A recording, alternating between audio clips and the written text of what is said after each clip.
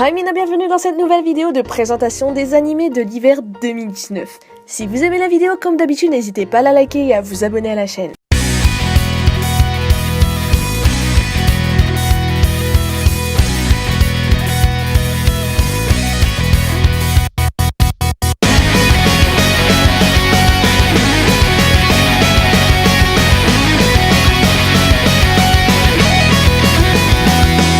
Commençons par Meiji Tokyo Renka, qui est l'adaptation d'un Otomegei, donc vous imaginez la chose. Encore une fois, une fille et plusieurs ikemen. Je tiens à préciser qu'il existe déjà 2 films d'animation qui sont sortis précédemment. Le premier étant Meiji Tokyo Renka Yumihari no Serenade, sorti en 2015, et une suite de ce film qui est Meiji Tokyo Renka Hanakagami no Fantasia, sorti en 2016. Ces 2 films d'animation reprennent l'histoire générale du jeu mais vont plus se concentrer sur certains personnages. Le thème général du jeu étant le voyage temporel avec l'héroïne Mei Ayazuki qui va faire la rencontre d'un magicien qui va la transférer à l'ère Meiji. L'ère Meiji étant une période du Japon à partir de laquelle le Japon va commencer à s'occidentaliser. On le voit notamment avec les habits des Japonais qui seront beaucoup plus occidentaux. Elle y fera alors la rencontre de plusieurs ikemen qui sont des grandes figure historique de l'ère Meiji et se lira avec chacun d'entre eux. L'histoire de l'anime sera sûrement très proche de celle des films d'animation mais sera beaucoup plus développée. Passons à la saison 2 de l'anime Bee Projector. Si vous avez aimé l'anime Utau no Prince-sama, et ben cet anime est fait pour vous. Pour ce qui est de l'histoire générale, elle tourne autour de Tsubasa qui va devenir la manager de 3 groupes d'idoles qui forment une unité du nom de Bee Projector. Ces groupes sont constitués de bishonen aux personnalités diversifiées avec qui elle se lira.